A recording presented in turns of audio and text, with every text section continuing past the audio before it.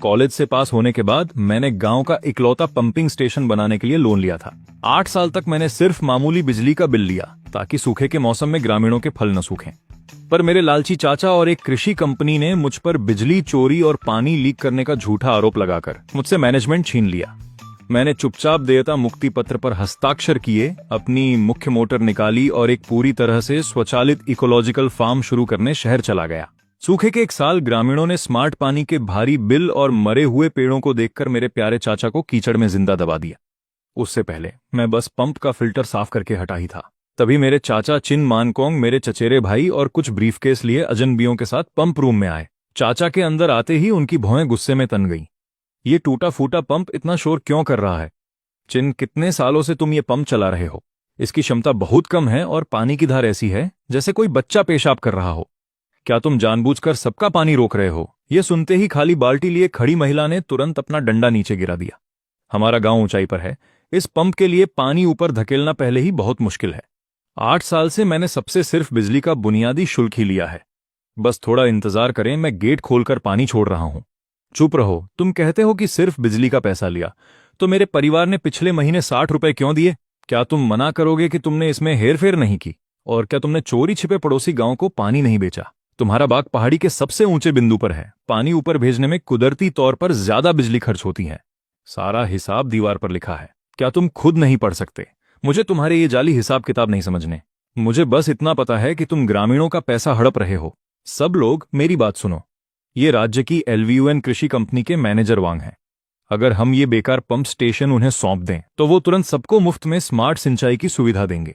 शोर सुनकर पानी ढोते ग्रामीण वहीं इकट्ठा हो गए। मैनेजर वांग ने गला साफ किया, भाइयों, आधुनिक खेती प्रिसिजन ड्रिप इरिगेशन है। आपका ये पुराना कबाड़ बहुत पहले खत्म हो जाना चाहिए था। हमें सौंपे और मुफ्त अपग्रेड पाएं। हर कोई घर बैठे अपने फोन से खेतों में पानी दे पाएगा। आंटी वांग, जो पल भर पहले मुझ पर मुस्कुरा रही थीं, मुफ्त अपग्रेड सुनकर उनकी आंखें लालच से चमक उठीं। दूसरे ग्रामीण भी फुसफुसाने लगे, मुफ्त अपग्रेड? ये तो बहुत अच्छी बात है। हाँ चिन्यान, ये पंप वाकई बहुत पुराना हो गया है। कभी कभी तो बिजली भी चली जाती है। मानकोंग ने दुनिया देखी है, वो जो कर रहे हैं गांव के भले के लिए ही होगा। वो धोखाधड़ी नहीं करेंगे।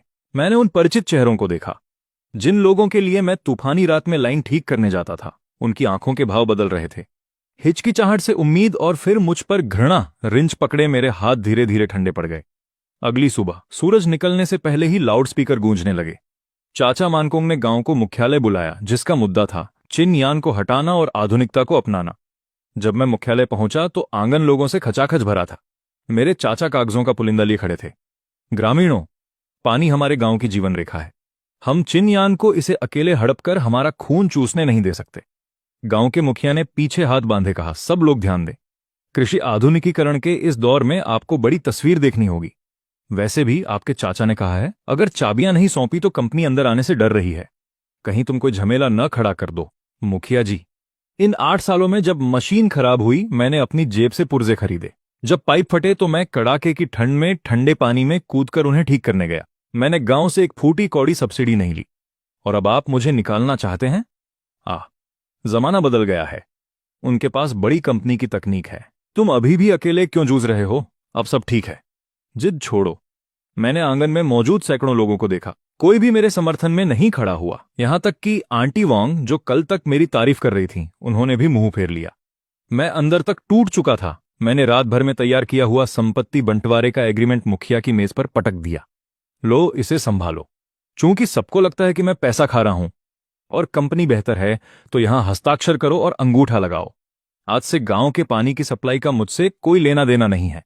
भविष्य में सूखा पड़े या बाढ़, पानी का बिल बढ़े या घटे, सब अपनी किस्मत के खुद जिम्मेदार होंगे। लो, साइन करो। करो साइन जल्दी। ये मत सोचना कि तुम्हारे बिना पूरा गांव प्यासा मर जाएगा। उसने सबसे पहले अपना लाल अंगूठा लगाया। फिर मेरे चचेरे भाई आंटी वांग और पूरा गांव कतार में लग गया, कहीं मुफ्त स्मार्ट अपग्रेड में देरी न हो जाए। एक एक करके सबने जल्दबाजी में अपने नाम लिख दिए। लाल अंगूठों से भरे उन पन्नों को देखकर मेरे दिल का बोझ अचानक टूट गया। राहत महसूस करते हुए मैंने एग्रीमेंट रखा और पंप हाउस की ओर बढ़ा। मेरे चाचा और बाकी लोग ऐसे पीछे चले जैसे मैं कोई चोर हूं। मैंने पंप हाउस का दरवाजा खोला, रिंच उठाया और मशीन रूम के सबसे गहरे हिस्से में चला गया। सबकी हैरान निगाहों के सामने मैंने मुख्य पंप से जुड़ी high voltage pulse generator unit खोल दी। यही वह इकलौता मुख्य पुर्जा था जो पहाड़ी के पीछे तक पानी पहुंचा सकता था। ये मेरी निजी संपत्ति थी जिसे मैंने अपनी गाड़ी कमाई से खरीदा था, लेकिन उन्होंने हमेशा इसे एक टूटी मोटर ही समझा।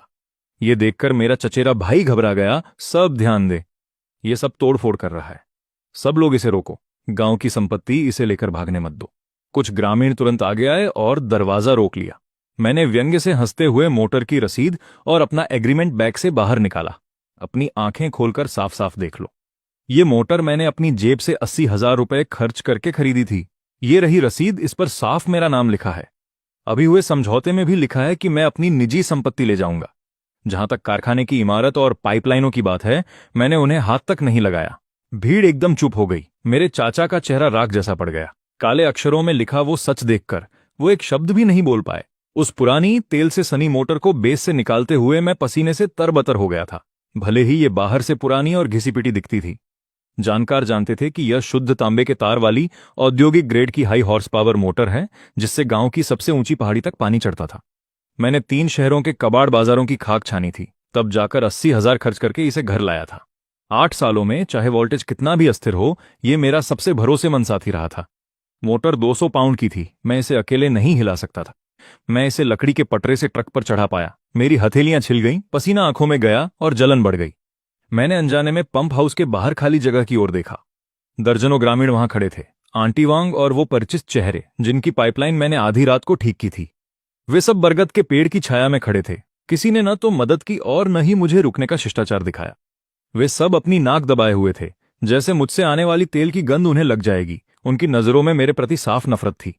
तभी मेरा चचेरा भाई फोन पर मेरी रिकॉर्डिंग करने लगा। सब लोग देखो, मिस्टर चिन, जरा संभल के इसे हटाओ, कहीं ये कबाड़ तुम्हारी कमर न तोड़ दे। सब देखो, यह है हमारे गांव का पानी का दादा जो हमें इस टूटी मोटर से मूर्ख बना रहा था। 8 साल से हमें तेल की बदबू आ रही है। ऐसी मशीन के पानी से हमारे फल कैसे अच्छे हो सकते थे? कोई आश्चर्य नहीं कि हमारे फलों को अच्छी कीमत नहीं मिली। इन सब सालों की जड़ यही है। हाँ, मानकोंग सही कह रहे हैं, जरूर पानी में भारी धातुएं थीं। इसे तो बहुत पहले बदल दिया जाना चाहिए था। मुझे तो ये मशीन पहले ही बहुत शोर करने वाली लगती थी, दोपहर में सोने नहीं देती थी।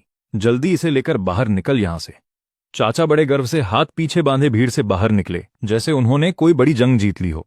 उन्होंने आज जानबूझकर एक नई शर्ट पहनी थी, जिसकी जेबों में सिगरेट के पैकेट साफ दिख रहे थे। ये वही सिगरेट थीं जो एग्रीकल्चर कंपनी ने उन्हें उनकी मेहनत के इनाम में दी थीं। चलो, अब रिकॉर्डिंग बंद करो। इसे बोलो अपना सामान समेटे और यहां से दफा हो जाए। चिन यान, तुम्हारे चाचा को तुम्हें टोकने का शौक नहीं, पर तुम बहुत जिद्दी हो और जमाने के साथ नहीं चलना चाहते। एलवीयूएन कंपनी कल शहर से हाई एंड स्मार्ट उपकरण ला रही है। उसमें स्टील पंप बॉडी और मल्टी स्टेज डीप फिल्ट्रेशन होगा। उसका पानी तुम्हारी इस टूटी मशीन से कहीं ज्यादा साफ और पौष्टिक होगा, और वो एक बड़ी कंपनी है। पानी का शुल्क तो तुम्हारी तथाकथित लागत का आधा है। लोगों, अब से हमारे गांव का पानी वही मानक पूरा करेगा जो शहर के लोग पीते हैं। अब किसी को भी स्विच पर नजर रखने के लिए रात भर जागना नहीं पड़ेगा। बस फोन पर एक टैप करो और खेत अपने आप पानी से भर जाएंगे। इसे क्या कहते हैं? इसे एग्रीकल्चरल इंटरनेट ऑफ थिंग्स कहते हैं। हमारा गांव अब मालामाल होने वाला है।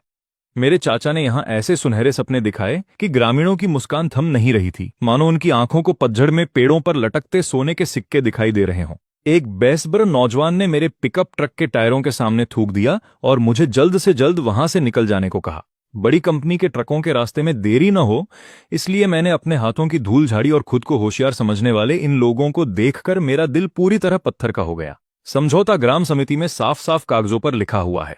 अब से तुम अमीर बनो या न बनो, इसका मुझसे कोई लेना देना नहीं है। मैंने रूखेपन से ये शब्द कहे, दरवाजा खोला, गाड़ी भगाई और चाचा व ग्रामीणों की उपहास भरी हंसी को पीछे छोड़ दिया। उस गरीब पहाड़ी गांव को छोड़ने के बाद मैं सीधे शहर के बाहरी इलाकों की ओर निकल पड़ा। मैं जानता था कि मेरे पास मौजूद यह पुरानी औद्योगिक मोटर दूसरों के लिए कबाड़ से ज्यादा कुछ नहीं है, लेकिन खेती की समझ रखने वाले के लिए यह किसी जीवनदान से कम नहीं है। मैंने 3 दिन तक भटकने के बाद 400 एकड़ की एक बंजर जमीन पर अपनी नजरें टिका दी। उस जमीन का किराया बहुत कम था और उसकी सिर्फ एक ही वजह थी, वहां भूजल स्तर बहुत नीचे था। सामान्य सिंचाई वाले पंप वहां से पानी खींच ही नहीं सकते थे, और अगर खींच भी पाते तो पानी इतना कम होता कि 100 एकड़ की सिंचाई भी न हो पाती। जिन्होंने इसे पहले लिया वे सब कुछ गंवा बैठे, क्योंकि वे पानी का स्रोत पक्का नहीं कर पाए और अंत में बदनामी के साथ उन्हें जाना पड़ा। लेकिन जमीन किराए पर लेने के बाद मुझे इसकी परवाह नहीं थी। मैंने सबसे पहले एक ड्रिलिंग टीम को बुलाकर गहरा कुआं खुदवाया और उस तेल से सनी पुरानी मोटर को उस पर फिट कर दिया। जैसे ही मैंने स्विच ऑन किया, मोटर एक जागते हुए जानवर की तरह भारी और शक्तिशाली दहाड़ के साथ गूंज उठी। फिर कई दर्जन मीटर नीचे से एक वयस्क की भुजा जितना मोटा पानी का फव्वारा जोर से बाहर निकला। पानी का पर्याप्त स्रोत मिलने के बाद बाकी काम आसान हो गया। 8 सालों के अपने खेती के अनुभव और हाई पावर सिंचाई के दम पर मैंने उस लाल मिट्टी में जैविक चेरी और शाइन मस्कट अंगूर की फसल लगाई। मेरी जिंदगी ऐसी हो गई जैसे किसी ने फास्ट फॉरवर्ड बटन दबा दिया हो और मैं हर दिन बड़ी फसल की ओर बढ़ रहा था। उधर पूरा गांव आधुनिकीकरण के दिखावे में डूबा था। यून कंपनी ने एक नया पानी का पंप लगाया जो बाहर से देखने में बहुत बढ़िया था। वह चमकदार स्टेनलेस स्टील के खोल में लिपटा था, स्मार्ट फीचर्स के रंग बिरंगे स्टिकर्स से भरा हुआ था और उसमें एक बड़ा टच स्क्रीन भी था जो वास्तव में मेरी पुरानी मोटर से 100 गुना ज्यादा प्रभावशाली दिख रहा था। मेरे चाचा जो यह निवेश लेकर आए थे, गांव में रातों रात एक बड़ी हस्ती बन गए।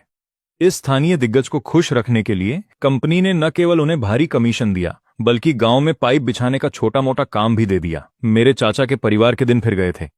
वह हर दिन अपनी बगल में एक छोटा सा बैग दबाए किसी बड़े ठेकेदार की तरह पूरे गांव में अकड़कर घूमते थे। गांव की किस्मत बेचकर कमाए गए पैसों से उन्होंने ईंट और सीमेंट खरीदी और गांव की सबसे प्रमुख जगह पर निर्माण शुरू कर दिया। उन्होंने अपने लिए एक 3 मंजिला घर बनाना शुरू किया। ग्रामीण अपनी उम्मीदों के साथ खेतों में बिछाई गई पतली काली प्लास्टिक की पाइपों को देख रहे थे। जब आप उन पाइपों को छूते तो वे एकदम नरम और कागज जैसे पतले महसूस होते थे, लेकिन मेरे चाचा के शब्दों में वह एविएशन ग्रेड का पॉलीमर मटेरियल था। हर कोई अमीर बनने का सपना देख रहा था, यह सोचकर कि अब उन्हें बिना मेहनत के शहर जैसा साफ और प्रीमियम पानी मिलेगा। उन्हें जरा भी अंदाजा नहीं था कि जिंदगी की जो चीजें मुफ्त लग रही थीं, उन पर चुपके से भारी कीमत लगा दी गई है। वह मीठा सपना टूट गया। पहले महीने का बिल भरने के दिन से ही समस्या शुरू हो गई। मई का अंत पेड़ों के फूलने और फल आने का समय होता है और पानी की जरूरत तेजी से बढ़ रही थी। कंपनी के वसूली एजेंट ने मुख्यालय के आंगन में एक टेबल लगाई और एक क्यूआर कोड का बोर्ड लेकर वहां बैठ गया। ग्रामीणों, ध्यान दें, कृपया इस महीने का पानी का बिल जल्द से जल्द भरें और अपने स्मार्ट कार्ड एक्टिवेट करें ताकि सिंचाई में कोई रुकावट न आए। आंटी वोंग सबसे पहले वहां जाने वालों में से थीं। उनके हाथ में कुछ मुड़े तुड़े नोट थे और चेहरे पर आज भी वही खुशी थी जैसे कोई अच्छा सौदा किया हो। बेटा, पहाड़ की ढलान पर मेरा खेत बस 2 एकड़ का है। जब चिनियान काम देखता था तो अधिकतम हिसाब लगाने पर भी बिजली का बिल महीने का बस $100 या 300 आता था। तुम्हारे कंपनी वालों ने कहा था कि यह प्रीमियम पानी पुराने दाम से आधा पड़ेगा। आज के ऑन युआन काफी होने चाहिए, है ना?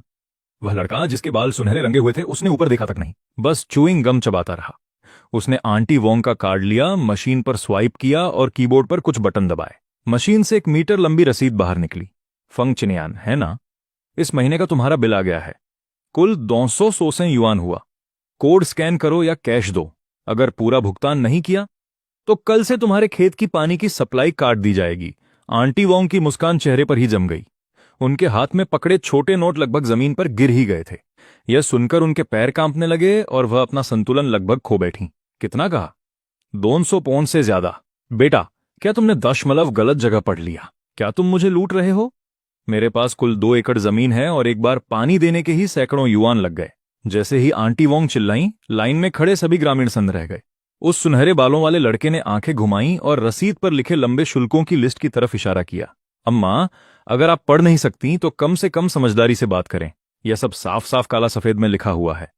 पहली चीज देखिए, बुनियादी पानी का शुल्क वाकई सस्ता है, बस 1 युआन प्रति टन। यह उस चिनियान के पुराने दाम से काफी सस्ता है ना? लेकिन यह एक आधुनिक स्मार्ट पाइप नेटवर्क है। हम सिर्फ पानी की लागत नहीं जोड़ सकते।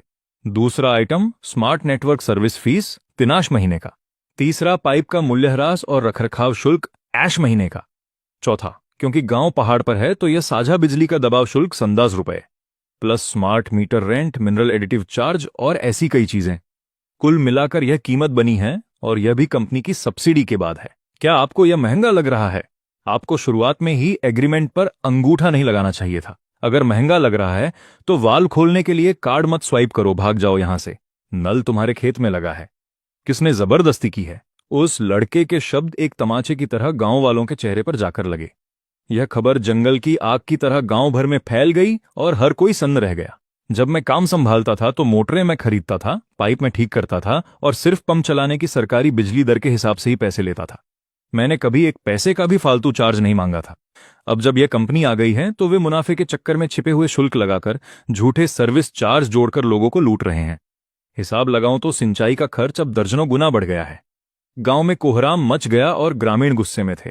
जो औरतें सब्जी के दाम पर आधे दिन तक बहस करती थीं, आज उन्हें ऐसे लगा जैसे उनका खून बह रहा हो। सैकड़ों लोग चिल्लाते हुए गांव के केंद्र की ओर दौड़ पड़े और चाचा के निर्माणाधीन बंगले को घेर लिया। चाचा, बाहर आओ और जवाब दो। क्या तुमने ये नहीं कहा था कि आधे दाम पर पानी मिलेगा? अब तो सिंचाई का खर्चा खाद खरीदने से भी ज्यादा हो गया है। क्या तुम कंपनी के साथ मिलकर हमें लूट रहे हो? चाचा अपनी पहली मंजिल से नीचे भीड़ को देख रहे थे। गुस्से में भरी भीड़ को देखकर उन्होंने अपने कपड़े ठीक किए और बाहर निकल आए।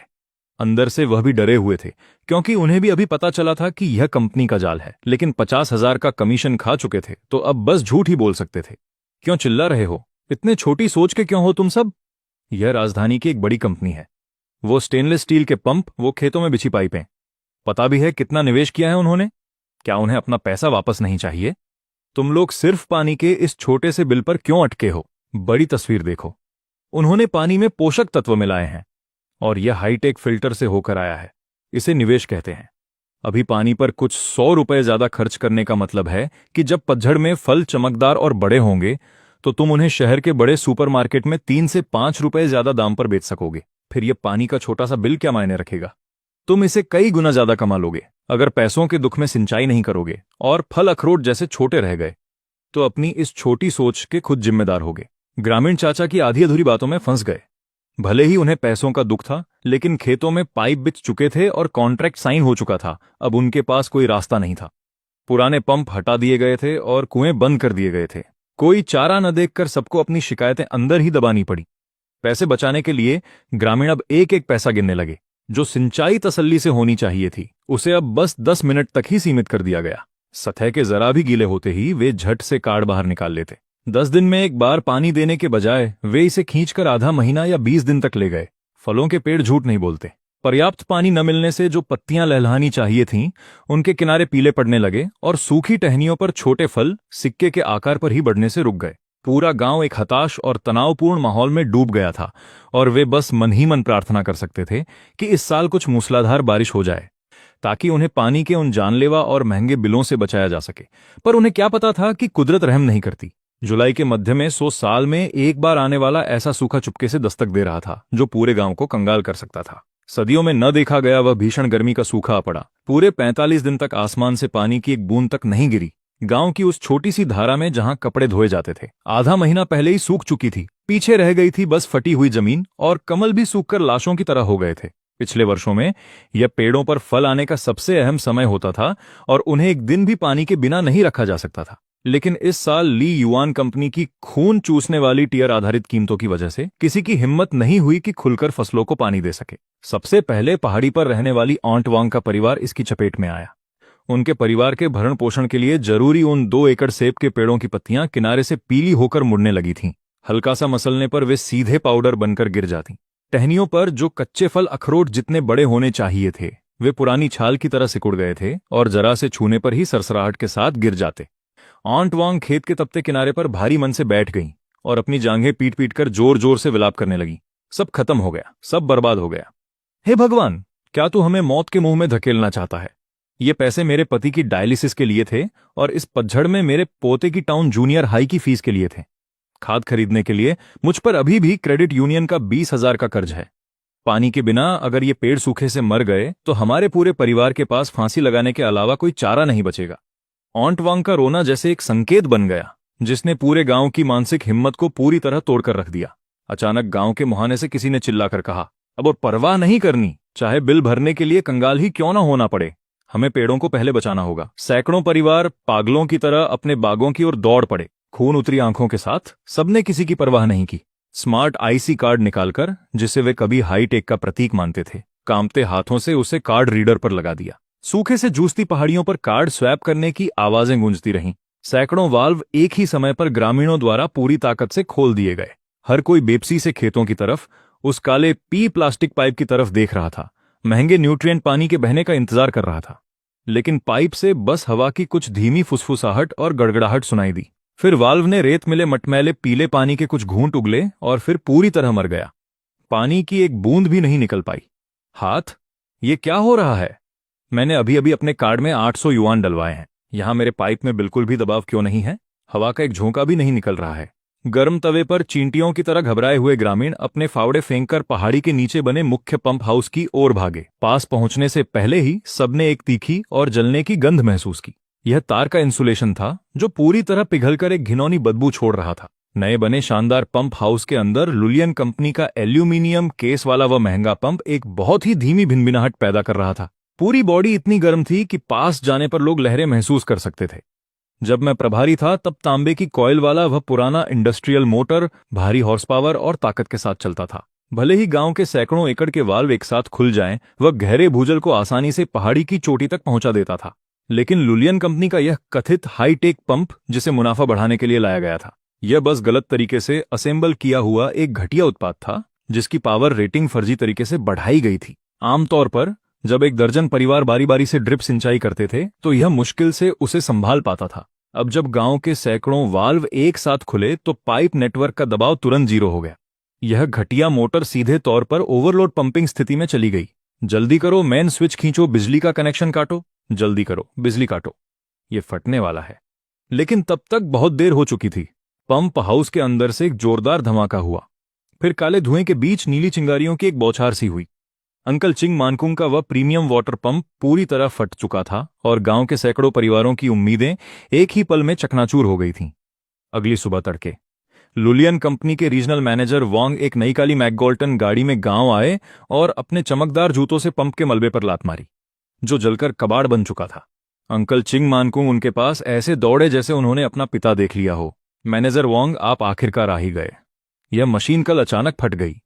अब इसमें से पानी बिल्कुल भी नहीं निकल रहा है। देखिए, इस भीषण सूखे में फलों के पेड़ अब और इंतजार नहीं कर सकते। कृपया जल्द से जल्द अपनी इंजीनियरिंग टीम को नई मशीन के साथ भेजें ताकि इसे बदला जा सके। मशीन बदलें। टिन मानकुंग, क्या तुम्हारा दिमाग पानी से भर गया है? खुद जाकर मैनुअल पढ़ो। जब कंपनी ने तुम्हें ये मशीनें दी थीं तो हमने बार बार चेतावनी दी थी कि ऐसे सटीक उपकरणों को एक साथ ओवरलोड पर बिल्कुल नहीं चलाना है। यह ऑपरेशन प्रोटोकॉल का गंभीर उल्लंघन है और यह 1 लाख युआन से अधिक की स्मार्ट आईओटी डिवाइस को नुकसान पहुंचाना है। तुम जैसे गंवारों ने इसे बर्बाद कर दिया और अब तुम चाहते हो कि कंपनी इसे मुफ्त में बदले। क्या तुम्हें यह चैरिटी का काम लगता है?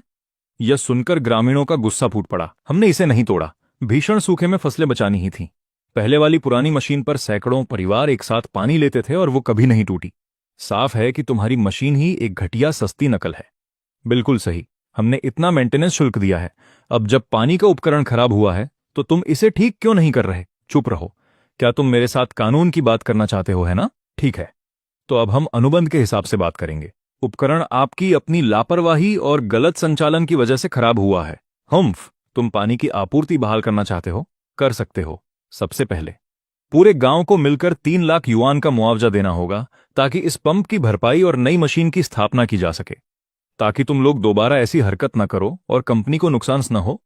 दूसरे, छमाही का अनुमानित पानी का बिल, पाइप नेटवर्क मेंटेनेंस और प्लेटफॉर्म सेवा शुल्क कुल मिलाकर 2 लाख युआन कंपनी के अकाउंट में एडवांस में जमा करने होंगे, कुल 5 लाख युआन। अगर कंपनी के अकाउंट में एक पैसा भी कम पड़ा तो बस देख लेना, तुम्हारी पूरी फसल जलकर राख हो जाएगी।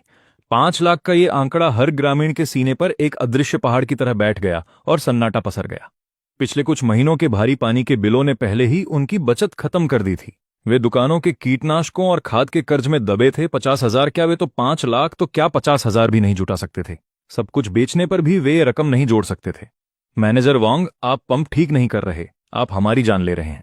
जब हमने अनुबंध पर साइन किए थे तो आपने ये नहीं कहा था। भाई मानकुंग, आपने तो वादा किया था कि बड़ी कंपनी है, सर्विस देगी और मरम्मत कवर करेगी। सबकी नजरें टिन मानकुंग पर टिक गईं। टिन मानकुंग इस वक्त बुरी तरह घबरा गए थे। उनका बाग सबसे बड़ा था और पानी न होने से उन्हें हर दिन हजारों का नुकसान हो रहा था। अपना गर्व भूलकर उन्होंने मैनेजर वांग की आस्तीन पकड़ ली। मैनेजर वांग, पुराने यार, जब हम साथ खाना खाते थे तब आपने ये नहीं कहा था। ये उपकरण तो आपने ही हमें लेने पर मजबूर किया था। तुमने अपनी जेब भरने के लिए ये सस्ती घटिया चीजें खरीदी। तुम इसका सारा इल्जाम ग्रामीणों पर कैसे डाल सकते हो? क्या तुम मुझे फंसा रहे हो? हाँ, मैं तुम्हें ही फंसा रहा हूं। मैनेजर वांग ने हिंसक रूप से टिन मानकुंग का हाथ झटक दिया और अपने ब्रीफकेस से एक असली अनुबंध निकाला जिस पर लाल निशान था और उसे मानकुंग के चेहरे पर दे मारा। अपनी आंखें खोलो और साफ साफ देखो। तुम्हारे प्यारे चिन मानकुंग ने कंपनी से 1 लाख का कमीशन लेने के चक्कर में खुद को गारंटर बनाया और ये 2 तरफा अनुबंध साइन किया। अनुबंध की धारा 7 उपधारा 3 साफ कहती है, यदि गांव की सामूहिक लापरवाही से उपकरण का नुकसान हुआ और वे मुआवजा नहीं दे पाए, तो युआन कंपनी के पास अधिकार है कि वह सीधे गारंटर चिन मानकुंग से रिकवरी करे। इतना सुनते ही भीड़ की सैकड़ों हताश नजरें तुरंत टिन मानकुंग पर आकर टिक गईं। चिन मानकुंग का चेहरा सफेद पड़ गया, उनका शरीर पत्ते की तरह कांपने लगा। तब उन्हें सिर्फ 1 लाख के कमीशन की पड़ी थी, उन्होंने तो कॉन्ट्रैक्ट की शर्तें पढ़ी ही नहीं थीं। उन्होंने बस खुशी खुशी अपने अंगूठे का निशान लगा दिया था। तुम बकवास कर रहे हो। वो तो प्रमोशनल फीस थी। मुझे पता भी नहीं था कि जॉइंट गारंटी का मतलब क्या होता है। तुम्हें नहीं पता था? सब काले अक्षरों में लिखा है। तुम्हारे अंगूठे के निशान के साथ चिन मानकुंग अब कोर्ट में जज को जाकर बताना कि तुम्हें इसका मतलब नहीं पता था। तुम्हें 5 लाख जुटाने के लिए 3 दिन का वक्त देता हूं। अगर 3 दिन में मुझे पैसे नहीं मिले तो कानूनी विभाग का नोटिस और कोर्ट का जब्ती वारंट सीधे तुम्हारे हाथों में होगा, चिन मानकुंग। मैनेजर वोंग कार में बैठकर निकल गए और पीछे सैकड़ों गुस्साए ग्रामीणों ने चिन मानकुंग और उसके बेटे को घेर लिया। चिन मानकुंग अपने घर के दरवाजे पर फंस गया और पूरा गांव उसे कोसने लगा। दिन रात की मेहनत से बने चिन मानकुंग के 2 मंजिला लाल ईंटों वाले आलीशान घर को ग्रामीणों ने मलबे में बदल दिया। ग्रामीणों ने दरवाजे के बाहर अलाव जलाया और उसे आखिरी चेतावनी दे दी। चिन मानकुंग, 3 दिन में पंप ठीक करने के लिए 5 लाख का इंतजाम करो। अगर गांव के पेड़ सूखे से मर गए तो सबसे पहले तुम्हारा ये घटिया घर फूंक देंगे। मुसीबत में घिरे मेरे चचेरे भाई चिनली ने उसे पीटा और वे खिड़कियां खोलने की हिम्मत भी नहीं कर पा रहे थे। हम इस तरह हाथ पर हाथ धरे नहीं बैठ सकते। ये किसान सच में हमारी जान ले लेंगे। गांव में पानी नहीं है, लेकिन चिन युआन के पास तो है। मैंने सुना है कि शिजियाओ में चिन युआन का जो बंजर खेत था, अब वो एक इको फार्म बन गया है। बस उसे एक कॉल करें और वापस आने को कहें। क्या हम इस 5 लाख के बोझ से आजाद नहीं हो जाएंगे? सही कह रहे हो। शाओए को फोन लगाओ। मैं उसका अपना चाचा हूं। खून का रिश्ता पानी से गाढ़ा होता है। वो अपने चाचा को मरते हुए नहीं देख सकता। उसी वक्त शहर के सबसे महंगे होटल के टॉप फ्लोर पर बैंक्वेट हॉल में मैंने एक शानदार कोट सूट पहन रखा था और जगमगाते झूमर के नीचे खड़ा था। यहां आधुनिक कृषि और सप्लाई चेन पर आधारित प्रांतीय शिखर सम्मेलन चल रहा था। शहर द्वारा समर्थित एक बेंचमार्क उद्यम के तौर पर मैंने देश की सबसे बड़ी फ्रेश फूड चेन के साथ 3 करोड़ का वार्षिक सप्लाई समझौता साइन किया था। हाथ में शैंपेन का गिलास लिए मैं अपने सामने मौजूद सुपरमार्केट ग्रुप के प्रेसिडेंट से बात कर रहा था। तभी मेरी जेब में रखा निजी फोन वाइब्रेट हुआ। मैं गिलास लेकर पीछे मुड़ा और बैंक्वेट हॉल के बाहर शांत वीआईपी लाउंज में चला गया। मैंने कॉल रिसीव किया। गांव में कुछ भयानक हो गया है। लू यान कंपनी का वाटर पंप फट गया है। 2 दिनों से पानी बंद है। गांव के सारे फल के पेड़ सूख रहे हैं। ग्रामीण हमारे घर के बाहर जमा हो गए हैं। चिन युआन, अपनी पुरानी मोटर लेकर जल्दी वापस आओ और हमें बचाओ। अगर तुम वापस आकर पानी का इंतजाम कर दो तो हम सब भुला देंगे और तुम जितना चाहो पानी का शुल्क रख लेना। हाँ युआन, तुम्हारे चाचा अपनी गलती मान रहे हैं। मैं लालच में आ गया था और उस भ्रष्ट कंपनी ने मुझे धोखा दिया। तुम हमें इस तरह मरने के लिए नहीं छोड़ सकते। मैं तुम्हारा चाचा हूं। आखिरकार अगर तुम वापस नहीं आए तो ये लोग मुझे जिंदा दफन कर देंगे। टीम मानकुंग, टीम ली, क्या तुम बूढ़े हो गए हो या तुम्हारी याददाश्त कुत्ते से भी बदतर हो गई है? उस दिन घर से निकलते समय सैकड़ों ग्रामीणों के सामने स्वेच्छा से लायबिलिटी वेवर और संपत्ति बंटवारे के एग्रीमेंट पर अपने अंगूठे के निशान किसने लगाए थे? तब तुमने मुझ पर गबन करने और गलत तरीके से पैसे कमाने का आरोप लगाया था। सिर्फ उस 1 लाख के किकबैक के लिए तुमने मुझे कूड़ा समझकर बाहर निकाला और उस पूंजीपति कंपनी के तलवे चाटने लगे। जब मैं गया था तो कागजों पर साफ साफ लिखा था कि अब से गांव के पानी की सप्लाई का चिन युआन से कोई लेना देना नहीं होगा। तुम इतने बेदर्द कैसे हो सकते हो? गांव के सैकड़ों लोगों की जिंदगियों का क्या तुम ये जिम्मेदारी उठा सकते हो? गांव वालों की जान का हवाला देकर मुझे ब्लैकमेल करना बंद करो। जब मैंने उस दस्तावेज पर अपने अंगूठे के निशान लगाए थे, मैंने बिना हिचकिचाहट के फोन काट दिया और इस नए नंबर को फिर से ब्लैकलिस्ट में डाल दिया। फिर मैंने दरवाजा खोला जहां बैंक्वेट हॉल में व्यापारी पार्टनर्स की सफलता का जश्न मना रहे थे। उधर 10 किलोमीटर दूर उन बंजर पहाड़ों में ग्रामीणों ने जबरन चिन मानकुंग को पकड़ लिया और उससे जबरदस्ती अपना बगीचा और ये टूटा हुआ घर मुआवजे के तौर पर गिरवी रखवाया। पापा, मुझे एक तरकीब सूझी है। अगर हम आधी रात को चिन युआन के फार्म में घुस जाएं और वह पुरानी मोटर निकालकर यहां ले आएं, कल सुबह जब पूरे गांव में पानी आ जाएगा तो हमसे पैसे कौन मांगेगा? सब शायद हमें गांव बचाने के लिए शुक्रिया भी कहेंगे। चिन ली के कुतर्कों ने हताश चिन मानकुंग को एक झूठी उम्मीद दे दी। कांपते हुए उसने अपनी जेब से आखिरी कुछ 1000 रुपए निकाले और चिनली के हाथों में थमा दिए। चिनली, जब रात के दूसरे पहर सब सो जाएं, तो पिछली खिड़की से बाहर निकल जाओ और शहर से कुछ गुंडों को ले आना। चाहे कुछ भी हो जाए, वह मोटर वापस लानी ही है। रात के 2 बजे चिनली ने शहर के 2 आवारा गुंडों को काम पर रखा और एक मिनीवैन लेकर निकल गए। वे चुपचाप मेरे चिन युआन इकोलॉजिकल फार्म के बाहरी इलाके में पहुंच गए। उनके दिमाग में था कि फार्म बस एक तार की बाड़ से घिरा होगा, बस बाड़ काटो और बिना किसी के देखे मोटर ट्रक में लाद लो।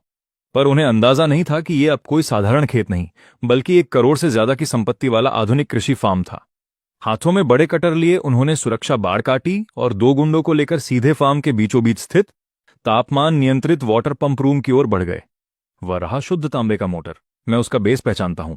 पेच खोल दो और इसे उठा ले चलते हैं। लेकिन जैसे ही एक गुंडे ने मोटर के बोल्ट पर रिंच लगाया, तभी पूरे फार्म में सवार हाई इंटेंसिटी सिक्योरिटी सर्चलाइट्स एक साथ जल उठीं और दिन की तरह उजाला हो गया। तेज रोशनी से चिनली और बाकी गुंडे चीख पड़े और उन्होंने तुरंत अपनी आंखें ढंक लीं। तुरंत बाद हाई लेवल सिक्योरिटी अलार्म की आवाज से उपनगर की शांति भंग हो गई। उससे पहले कि चिनली और उसके साथी संभल पाते, काले कपड़ों में वर्दीधारी सुरक्षा गार्डों की 1 दर्जन टीम ने उन्हें हर तरफ से घेर लिया। चिनली डर से कांपने लगा, उसके पैर जवाब दे गए और वह सीधे कीचड़ वाली घास पर घुटनों के बल गिर पड़ा। 5 मिनट बाद चिनली को पुलिस ले गई। मैं अपने सिल्क के लाउंज वेयर में अपनी सेक्रेटरी और हेड ऑफ सिक्योरिटी के साथ आराम से दफ्तर की बिल्डिंग से बाहर निकला। मुझे देखते ही चिनली किसी डूबते इंसान की तरह आखिरी सहारा ढूंढने लगा और पागलों की तरह चिल्लाने लगा, चिनली, इन्हें समझाओ मैं तुम्हारा भाई हूं। मैं तो बस तुम्हारा उपकरण देखने आया था। इसे चोरी नहीं कहते, हम परिवार हैं। अफसर, मैं चिनली हूं, कृषि प्रौद्योगिकी कंपनी का प्रतिनिधि, और यह हमारी कंपनी का कानूनी सलाहकार है। यह पूरी तरह से कंपनी का प्रतिनिधित्व करेगा और आपकी जांच में सहयोग करेगा। मेरे पीछे खड़े लीगल डायरेक्टर ने तुरंत आगे बढ़कर पुलिस अधिकारी को एक भारी हार्ड ड्राइव केस और लाल मुहर लगे दस्तावेज सौंपे। नमस्ते, यहाँ व्यापक निगरानी फुटेज और उपकरणों की मूल्यांकन रिपोर्ट है। जिस हाई वोल्टेज पल्स मोटर को उन्होंने जबरन खोलने की कोशिश की, वह कोई आम कृषि मशीन नहीं है। यह हमारी कंपनी का एक स्वतंत्र रूप से विकसित कोर कंपोनेंट है, जिसका पेटेंट हमने फाइल किया है। इस सिस्टम की कीमत 4 लाख है। इन लोगों ने सुरक्षा सुविधाओं को नष्ट किया, पेशेवर उपकरण लाए और जबरन चोरी की कोशिश की। यह संगठित चोरी का मामला है। इसके अलावा, चूंकि यह एक कोर कॉरपोरेट संपत्ति है, इसके खुलने से हमारी हजारों एकड़ की फसलें सूखने का खतरा है और इसका आर्थिक नुकसान लाखों में होगा। यह कोई मामूली सुरक्षा का मामला नहीं, बल्कि एक गंभीर अपराध है जिसमें कॉरपोरेट उत्पादन और संचालन में बाधा डालने का इरादा भी शामिल है। बहाने बाद में बनाना। गाड़ी में बैठो।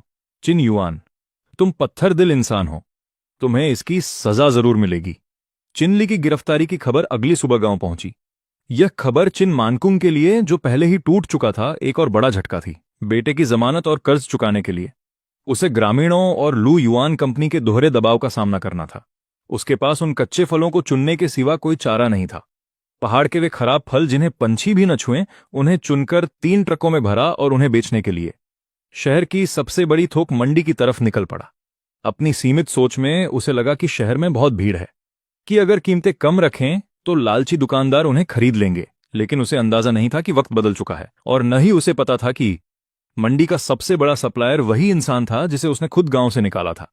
उस सुबह मंडी में बहुत चहल पहल थी। चिन मानकुंग मिट्टी से लथपथ होकर ट्रेडिंग हॉल के बीचों बीच सूट पहने एक सुपरमार्केट मैनेजर के पैर पकड़कर गिड़गिड़ा रहा था, मैनेजर ली साहब, कृपया रहम करें और इन्हें खरीद लें। ये पूरी तरह प्राकृतिक सेब हैं, भले ही सूखे के कारण इस साल थोड़े छोटे रह गए हों। कीमत बहुत ही कम है। मैं बॉक्स के हिसाब से नहीं बेचूंगा, मैं इन्हें किलो के भाव बेचूंगा। 30 पैसे नहीं, 22 पैसे किलो दे दो। आप जो भी दाम चाहें दे दें, बस ये ट्रक यहां से ले जाएं। बुजुर्ग, क्या आप गलत जगह आ गए हैं? क्या आप हमारे शहर की सबसे हाई एंड मंडी को कचरा घर समझ रहे हैं? ये सड़ा हुआ सामान जिसे सुअर भी न खाएं, उन्हें यहां लाने की हिम्मत कैसे हुई? अगर इन्हें हमारे सुपरमार्केट में रखा जाए तो हमारी साख मिट्टी में मिल जाएगी। हंसते हुए उंगलियां उठाने लगे। हाँ, ये बूढ़ा पैसों के लिए पागल हो गया है। इसे ये तक नहीं पता कि बाजार क्या मांगता है। जरा आंखें खोलो और देखो कि आज के दौर के मानक क्या हैं। चिन मानकोंग ने मैनेजर ली की उंगली की तरफ देखा तो सामने बड़ी स्क्रीन पर एक शानदार प्रोमो वीडियो चल रहा था। उसमें स्वचालित स्प्रिंकलर सूरज की रोशनी में इंद्रधनुष बना रहे थे और पाइप हर इंच जमीन को सटीक नमी दे रहे थे। एचडी लेंस में रसीले चमकदार अंगूरों की ताजगी देखते ही बन रही थी, और वीडियो के अंत में सुनहरे अक्षरों में बड़े बड़े शब्द उभरे। तियानान एग्रीकल्चर टेक्नोलॉजी ग्रुप के संस्थापक तियानान। ये देखते ही उसके पैर कांप गए। देखा, ये तियानान एग्रीकल्चर के ऑर्गेनिक फल हैं। इसे कहते हैं असली बाजार की मांग। तोड़ने से पहले ही बड़े व्यापारी इन्हें मुंहमांगी कीमत पर खरीद लेते हैं। तुम्हारा ये 3 ट्रक कबाड़ कोई मुफ्त में भी नहीं लेगा। मैनेजर लियू ने मक्खी की तरह हाथ हिलाया और मुड़ गया। तभी मैनेजर लियू ने बेहद सम्मान के साथ मुस्कुराकर ट्रेडिंग हॉल की ऊपर वाली ग्लास गैलरी की तरफ दौड़ लगा दी। वहां वीआईपी क्लाइंट्स के लिए एक खास मीटिंग रूम था। चिन मानकोंग ने खाली नजरों से देखा। कांच के पार उसने सूट बूट पहने बड़े मालिकों को एक मेज के चारों ओर बैठे देखा और मुख्य कुर्सी पर मैं बैठा था। भीड़ के पार चिन मानकोंग की नजरें मुझसे टकराईं। मैंने न कोई विजयी मुस्कान दी, न कोई गुस्सा दिखाया। मैंने बस शांत नजरों से उसे ऐसे देखा जैसे सड़क पर पड़ा कोई मामूली सा तिनका हो। चिन मानकोंग के होंठ बुरी तरह कांपने लगे। अचानक उसने सीना पकड़ा और एक दर्द भरी चीख के साथ सड़े हुए सेबों के ढेर पर ढेर हो गया।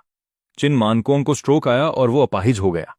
जब लियू कंपनी की कानूनी टीम पहुंची तो मैनेजर वांग अदालत का समन लेकर फिर से गांव आ गया। खेतों के पाइप उखाड़े जा चुके थे, पर वो उस 5 लाख के जुर्माने के लिए काफी नहीं थे। इस बार मैनेजर वांग का लालची चेहरा सामने था। उसने जमीन गिरवी रखने का समझौता निकाला और ग्रामीणों को दस्तखत करने पर मजबूर किया। अगर पैसे नहीं हैं तो अपने बाग का ठेका देकर कर चुकाओ।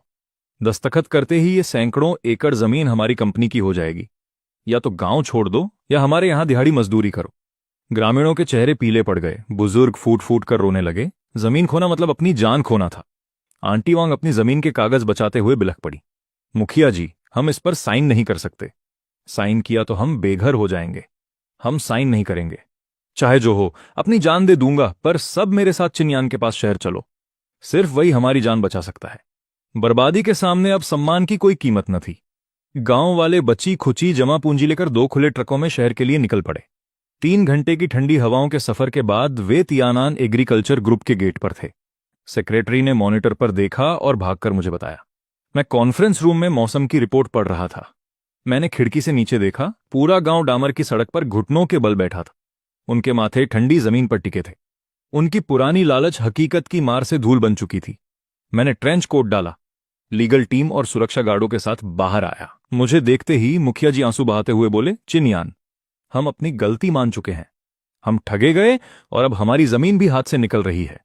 प्लीज इस गांव को बचा लो। अगर आप कहें तो हम जानवरों की तरह मेहनत करेंगे। बस ये जमीन बचा लीजिए। मुखिया जी, जब आपने मुझे धक्के देकर निकाला था तब मैंने कहा था कि किस्मत पर किसी का जोर नहीं। छोटी मोटी लालच के लिए आपने पूरे गांव की जीवन रेखा ठगों को सौंप दी। आपने न सिर्फ मेरी मेहनत बर्बाद की, बल्कि अपना रास्ता भी बंद कर लिया। इन फलों के हकदार तो आप ही थे, पर उस जमीन में मेरे पूर्वज दफन हैं। वहां मेरे पिता दफन हैं। मैं ठगों की परवाह न करूं वो अलग बात है, पर जिस गांव ने मुझे पाला उसे मैं बर्बाद होते नहीं देख सकता। टेक्नोलॉजी के नाम पर उन्हें लुटते नहीं देख सकता। छोटे यान, क्या तुम हमारी मदद करोगे? मैं कोई दानवीर नहीं हूं। मैं एक व्यवसायी हूं। अगर मेरी मदद चाहिए तो गांव के हर नियम का फैसला मेरा होगा। प्रेसिडेंट झांग, सबूतों के साथ सब तैयार रखो। हम गांव वापस चल रहे हैं। आज देखूंगा किसकी हिम्मत है जो ललचाए मेरे गांव की जमीन की तरफ। 1 घंटे बाद 5 काली गाड़ियां दबदबे के साथ गांव के कमेटी कंपाउंड में दाखिल हुईं, जिन्होंने मैनेजर वांग के दल को घेर लिया। गाड़ियों के दरवाजे खुले। मैं सूट में बाहर निकला। मेरे पीछे 2 नामी वकील थे। मैनेजर वांग मुझे देखकर दंग रह गया। मुझे पहचानते ही उसकी हवा निकल गई। चेहरा बदला, पर फिर भी शांत दिखते हुए वो पास आया। अरे, ये तो तियानान ग्रुप के प्रेसिडेंट चिन है। आपकी घर वापसी बहुत भव्य है, पर आज हमारी कंपनी अपना कानूनी कर्ज वसूलने आई है। क्या तुम न्यायिक प्रक्रिया में दखल दे रहे हो? कर्ज वसूली? प्रेसिडेंट झांग, इन्हें पढ़कर सुनाओ। गुणवत्ता विभाग की आधिकारिक जांच के अनुसार स्मार्ट पंप के नाम पर जो मोटर आप बेच रहे हैं वो असल में कबाड़ से निकाली गई पुरानी मोटर है। इसकी पावर क्षमता 3% तो बढ़ा चढ़ाकर बताई गई है और इसके पास कोई सर्टिफिकेशन नहीं है। ये पूरी तरह से जाली और घटिया माल है। बकवास। हमारे पास एग्रीमेंट है। एग्रीमेंट? मैंने हंसकर कहा, घटिया माल, झूठा प्रचार और अवैध चार्जेस के कारण तुम पर धोखाधड़ी का बड़ा केस बनता है। हमारी कंपनी ने पुलिस में इसकी शिकायत दर्ज करा दी है। वकील ने पीछे से जोड़ते हुए कहा, एक बात और, मेरी टीम इस केस को आखिरी दम तक लड़ेगी, जब तक तुम्हारी कंपनी का एक एक सच बाहर ना आ जाए और तुम्हारे प्रतिनिधि को जेल न भेज दूं। अब अपने आदमियों को लो और गांव से दफा हो जाओ। मेरी कानूनी टीम और ग्रामीणों का साहस देख उसे समझ आ गया कि इस बार उसका पाला गलत आदमी से पड़ा है। वो बिना एक शब्द बोले अपने आदमियों के साथ भाग खड़ा हुआ। पूरा गांव चीखों और तालियों से गूंज उठा। अनगिनत लोगों ने मेरी तरफ झुककर सम्मान व्यक्त किया। इस बार उनकी आंखों में कोई लालच नहीं था, पर सिर्फ लुइजियन कंपनी को भगाना काफी नहीं था। इस जमीन को फिर से जिंदा करने के लिए पूरा सिस्टम बदलना था। अगले दिन तियानान ग्रुप की टीम गांव में पहुंच गई। वे नए इरिगेशन नेटवर्क के साथ मेरी पुरानी वही मोटर भी वापस ले आए। मेरी टीम ने उसे वेरिएबल फ्रीक्वेंसी कंट्रोल सिस्टम से अपग्रेड किया था और उसकी पुरानी गर्जना के साथ नए पाइपों से पानी की धार फूट पड़ी। सूखे बागों को पानी मिलता देख सब बच्चे की तरह रो पड़े, पर याद रहे ये पानी अब मुफ्त नहीं था। पानी बह रहा है, पर पुराने नियम बदलने होंगे। वो दिन गए जब मैं सब कुछ करता था और आप बिना कुछ किए आनंद लेते थे। आज से तियानान ग्रुप इस गांव के सारे वाटर सिस्टम का जिम्मा लेता है। पानी का शुल्क बाजार की सबसे कम दर पर होगा, 1 पैसा कम नहीं, 1 पैसा ज्यादा नहीं। साथ ही अगर आप चाहें तो मेरी सप्लाई चेन का हिस्सा बन सकते हैं। धन्यवाद। मैं मुफ्त तकनीकी गाइडेंस और बीज दूंगा। सिर्फ एक शर्त है, आपको तियानान के प्रदूषण मुक्त मानकों का सख्ती से पालन करना होगा। बैंड रसायनों का इस्तेमाल मना है। अगर उत्पाद अच्छा हुआ तो तियानान उसे बाजार भाव से 2 ज्यादा कीमत पर खरीदेगा। अगर किसी ने धोखाधड़ी की तो वो हमेशा के लिए ब्लैकलिस्ट कर दिया जाएगा। यहां कोई खैरात नहीं, सिर्फ सहयोग है। यहां लाड़ प्यार नहीं, सिर्फ अनुशासन है। यही उनके प्रति सबसे बड़ा सम्मान है और यही असली बचाव है। गांव के मुखिया ने कामते हाथों से सहयोग समझौते पर गंभीरता से अपने हस्ताक्षर किए और अपना लाल अंगूठा लगाया। शियाओ, ये हमारे गांव के हर व्यक्ति की जिंदगी तुम्हारी दी हुई है। अब से गांव का हर इंसान, तुम जहां इशारा करोगे हम वहीं जाएंगे। अगर किसी ने फिर गद्दारी करने की हिम्मत की तो मैं खुद उसके पैर तोड़ दूंगा। सैकड़ों ग्रामीण बिना किसी आपाधापी या शिकायत के लंबी कतारों में खड़े थे। हर चेहरे पर विस्मय से कृतज्ञता और एक नई जिंदगी की उम्मीद झलक रही थी। उस दिन अनगिनत लाल अंगूठों ने समझौतों को भर दिया जो एक गांव के पुनर्जन्म की खुशी पर मुहर लगा रहे थे। 3 साल बाद सदियों का सूखा बहुत पीछे छूट चुका था। वह बेजान और लाचार घाटी, जिसे पूंजी ने लगभग सूखने पर मजबूर कर दिया था, अब पूरी तरह बदल चुकी थी। पहाड़ों के उस पार की बंजर जमीन और सूखे पेड़ पूरी तरह साफ कर दिए गए थे। उनकी जगह तियानन ग्रुप द्वारा नियोजित व्यवस्थित बागों ने ले ली थी। वसंत में पहाड़ों पर फैली आड़ू और नाशपाती के फूलों की महक गुलाबी बादलों जैसी सुंदर लगती थी। पतझड़ तक पेड़ों की डालियों पर लदे प्रीमियम फल एक मदहोश कर देने वाली मिठास बिखेरते थे। तियानन ग्रुप की बेहतरीन लॉजिस्टिक्स की बदौलत गांव के फल सीधे देश भर के प्रीमियम सुपरमार्केट में पहुंचने लगे और ग्रामीणों की आय पहले से 5 गुना बढ़ गई। शहर गए युवा वापस लौट आए। हर परिवार ने अपने घर नए सिरे से बनाए और गाड़ियां खरीदी। गांव में हर दिन हंसी खुशी गूंजती थी। गांव के प्रवेश द्वार पर लगे आधुनिक वाटर पंप के पास ग्रामीणों ने स्वेच्छा से चंदा इकट्ठा कर एक ऊंचा स्तंभ बनवाया। उसमें कोई चापलूसी भरा झूठ नहीं था, बस 8 बड़े शब्द लिखे थे। पानी पियो तो स्रोत याद रखो, विश्वास बनाओ, जमीर बनाओ। यह गांव का गहरा पश्चाताप और मेरे प्रति उनका सर्वोच्च सम्मान था। एक दिन शरद ऋतु की शाम को मैं खुद इस साल की फसल का मुआयना करने गांव लौटा। जैसे ही मेरी गाड़ी गांव के प्रवेश द्वार पर पहुंची, उत्साही ग्रामीणों ने मुझे घेर लिया। आंटी ने जिद करके ताजा तोड़े हुए सबसे लाल और बड़े सेबों की टोकरी मेरी डिक्की में रख दी और लाल नम आंखों से मेरा हाथ थामकर कहा, मिस्टर चिन, इस साल के फल चखें, ये बहुत मीठे हैं। तुम्हारे बिना हमें ये अच्छे दिन कभी नसीब नहीं होते। मैं मुस्कुराया, सेब स्वीकार किए और ग्रामीणों का गर्मजोशी से अभिवादन किया और बरसों बाद समुदाय का वह अपनापन महसूस किया। हालांकि गांव के अंत में एक टूटी हुई लाल ईंटों की खंडहर के पास से गुजरते हुए मुझे एक परिचित आकृति दिखाई दी। वह मेरे चाचा टिम मैनकोंग थे। वह जंग लगी एक टूटी व्हीलचेयर में बैठे थे। शरीर पर धूल जमी थी और हाथ में एक चटका हुआ कटोरा था। मेरी आंटी उन्हें छोड़कर भाग चुकी थीं। चिनले अभी भी जेल में था और लकवा मारने के बाद वह गांव से मिलने वाले मामूली भत्ते पर मुश्किल से गुजारा कर रहे थे। टेढ़े मुंह और धुंधली आंखों से वह फटी फटी नजरों से उस खुशनुमा और चहल पहल भरे नजारे को देख रहे थे।